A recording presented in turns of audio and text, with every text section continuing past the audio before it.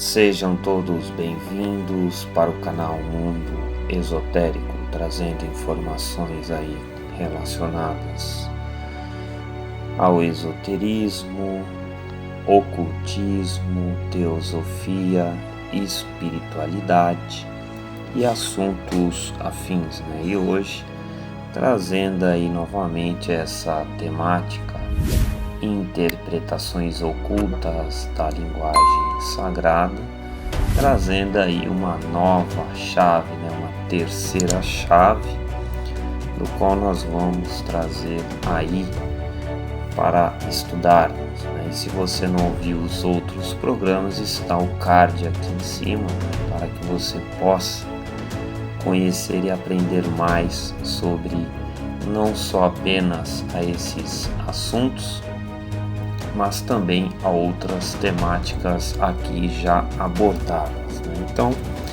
essa terceira chave, né, é que cada história, meus caros ouvintes, ela pode ser considerada, né, como uma descrição gráfica das experiências da alma humana que está passando aí por várias fases de sua jornada evolutiva, né, descrito aí no livro sagrado, né, como a Terra Prometida, ou mais profundamente aí como a consciência cósmica,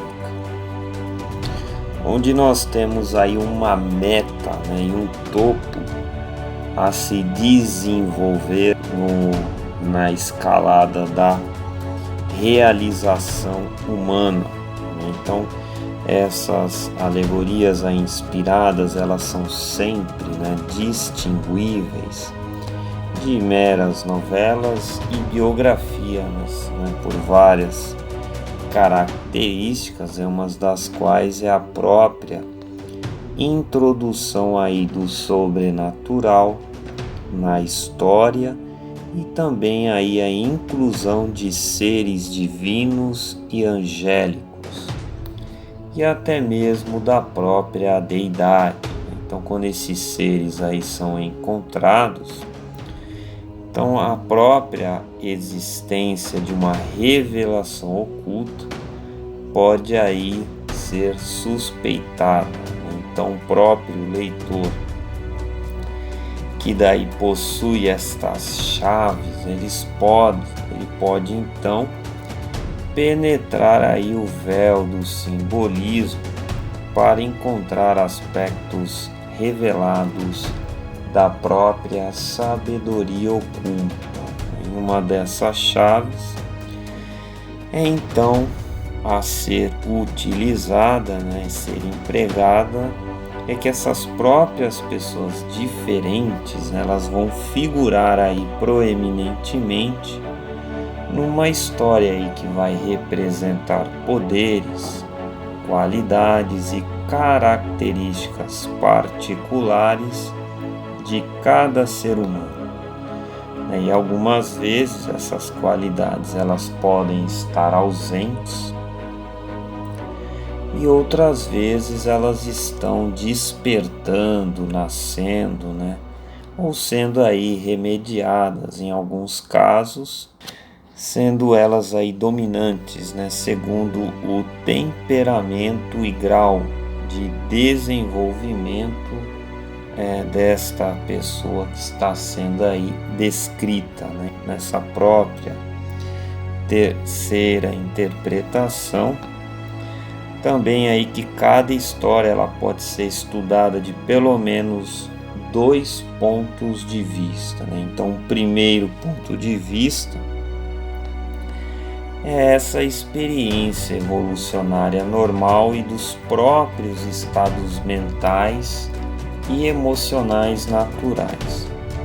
E o segundo aí pode ser considerado, meus caros ouvintes, sendo aí as próprias alegorias sagradas como descritivas, né, mais particularmente das experiências daqueles que entram aí na porta estreita e seguem aí o caminho apertado, como está bem descrito aí no Evangelho de Mateus. Então, Isso vai lhe conduzir velozmente, em primeiro lugar, ao nascimento no homem, ou seja, o nascimento deste Cristo interior, e mais tarde aí ao pleno desenvolvimento da consciência e do poder crístico.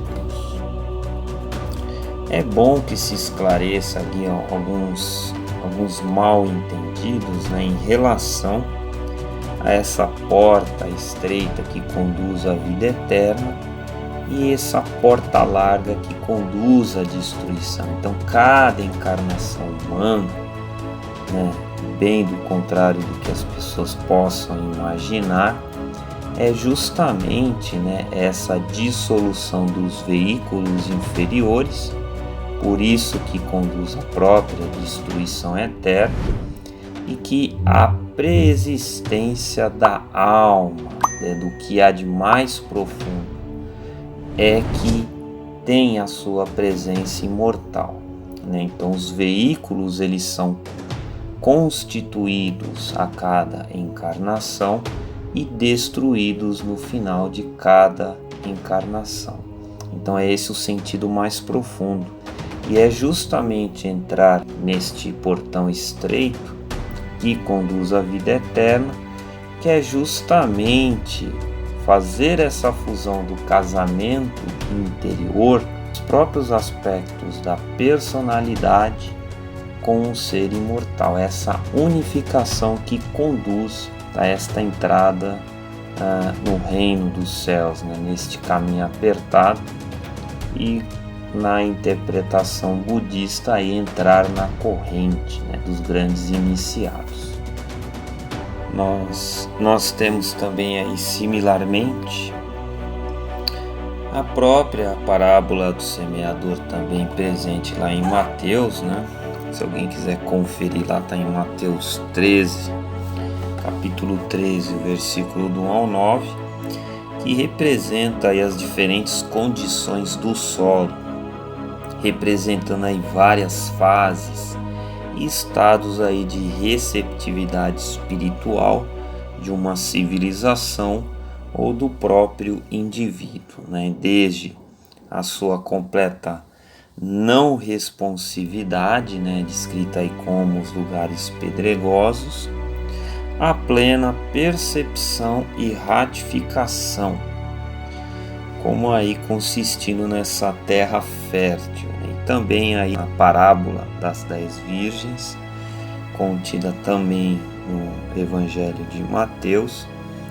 nós temos aí as insensatas, que podem ser consideradas como aquelas pessoas que ainda não estão suficientemente evoluídas para poder aí responder aos impulsos que descem do eu superior, sendo aí o noivo, E as virgens sábias, por outro lado, elas podem ser interpretadas como uma personificação de todo aquele em que o próprio eu espiritual ele atingiu aí um considerável grau de evolução, de desenvolvimento evolutivo, em que a natureza física externa ela está suficientemente desenvolvida para atentar para esse fato e dar-lhe esta expressividade na sua conduta de vida diária, no idealismo superior e nos frutos das experiências espirituais.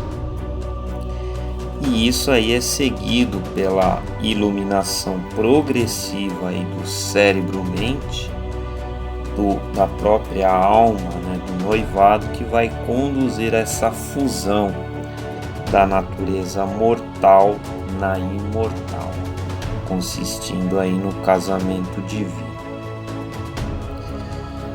Um outro exemplo aqui que nós podemos citar aqui sobre essas fases de evolução também indicam aí os incidentes da festa de casamento de Canaã, descrito lá em João, e que também podem assim ser considerados como se referindo a essa união interior conseguida por aqueles que despertaram dentro de si o poder da presença crística, né? Ou também aí representado nessa alegoria como a presença do Mestre, né? Então neles aconteceu aí a integração absolutamente indispensável ao casamento celestial da natureza mortal externa com a imortal interior.